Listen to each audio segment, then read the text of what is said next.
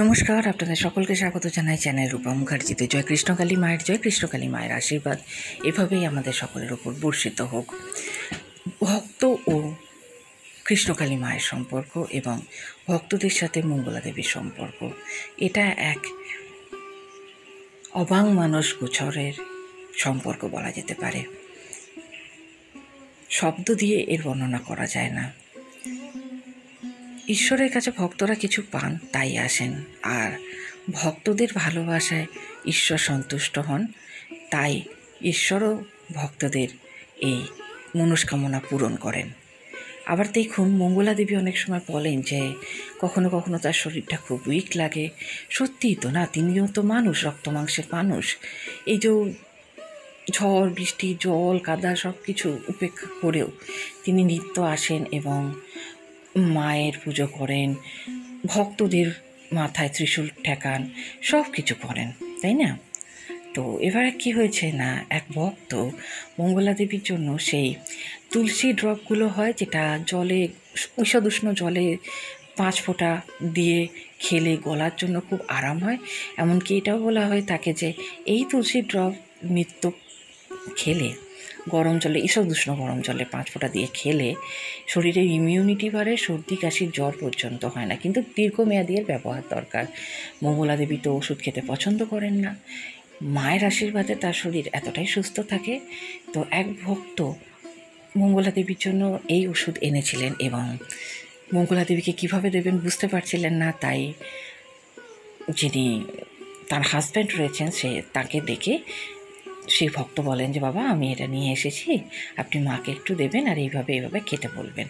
তো তিনি কিন্তু সরাসরি দিতে পারেননি, কারণ তিনি ভয় পাচ্ছিলেন যে যদি মঙ্গলা দেবী এসব দেখে বা শুনে রাগ করেন। না, মঙ্গলা দেবী রাগ করবেন কেন? আপনারা ভালোবাসেন বলেই তো সব কিছু করছেন। ভক্ত আর এই যে ভালোবাসা, এটাই তো মঙ্গলা দেবী বারবার বলেছেন যে তার জীবনের সবথেকে বড় পাওনা।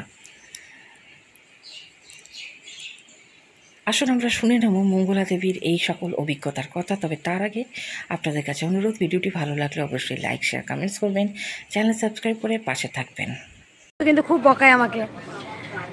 আমি সবসময় বলি মঙ্গলা মা কেমন আছো, আমি সবসময় অল দ্য বেস্ট, ভালো আছি। কালকে জানি না, কালকে রাত খুব ঝড় দিচ্ছে আজকে, আর আমি কালকে রাতে ঘুমাচ্ছিলাম, তো কালকে তো অমাবস্যা ছিল। এবার শরীরটা তো উইক থাকেই, প্রচুর কথা বলতে হয়, আর আমি তো ভিডিও করা বন্ধ করে বলেছিলাম, তোমরাই বলেছো মা ভিডিও দিও। কিন্তু আমার কালকে খুব পাগুলো মানে এত যন্ত্রণা করছিল, অনেকক্ষণ দাঁড়িয়ে থাকি, এত বৃষ্টি, এত জল, এত ঝড়, তবু ভক্তরা এসছেন। তবে এক একটা ভক্ত খুব ভালো বোঝেন না, এখনও সেবা করিনি মা, করবো। আবার এক একটা ভক্ত একদম বোঝেন না, মানে খুব বকায় আমাকে, তখন কিন্তু আমার খুব রাগ ধরে যায়, এত বকায় ধারণার বাইরে।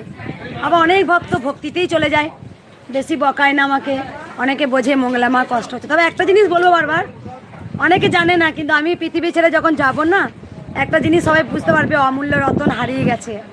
কারণ তোমরা সবাই জানো আমি মায়ের প্রিয় খুব, কারণ তার সন্তান যখন চলে যায় না, তখন মায়ের খুব দুঃখ হয়।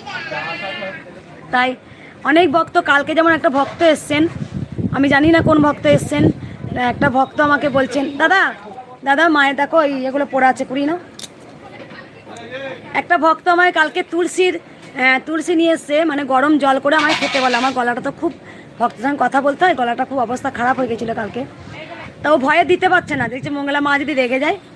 আমার স্বামীকে ডেকেছে, বলেছে কি যে তুমি বাবা এটা মাকে বলবেন গরম জলের সাথে এই তুলসী গরম জলের সাথে খেতে বলবেন 1 কাপ জলে। তা ভয়ে দিচ্ছে না, জানে মঙ্গলা মা টপ করে মেডিসিন খায় না, ওষুধ খেতে চায় না। আবার একটা ভক্ত, এটা করো তো একটু, একটা ওয়ারেসের এই প্যাকেট দিয়ে গেছে পুরো একদম, অনেক ধরনের, 1 প্যাকেট, অনেক দাম কিন্তু এটা। আমার সেই ভক্ত বাবা হয়তো দেখতে পাবেন বা মা দেখতে পাবেন, সেই মা দিয়ে গেছেন, বলেছে মা অতিরিক্ত গরমে তুমি এটা খেও। তো আমি অল্প অল্প করে মাঝে মাঝে খাই, যখন এটা ওয়ারেসে কাজ করে ভালো। যখন খুব গরম পড়েছিল তখন আমি এটা খেতাম 1 গ্লাস করে জলে, তো আমার শরীরটা ঠিক ছিল। তা মায়ের আশীর্বাদে বলতে নেই আমার কোনো দিন, জানি না পরবর্তীকালে কি হবে, মায়ের আশীর্বাদে সবসময় সুস্থ থাকি। আমি প্রতিদিন ভক্ত দেখি, রেগুলার ভক্ত দেখি, আপনারা দেখেছেন বা আপনারা ভিডিও রোজ দিই, পোস্ট করি। আজকেও দেখো প্রচুর ভক্ত এসেছে, কাদা জলেতে দেখো নিজে।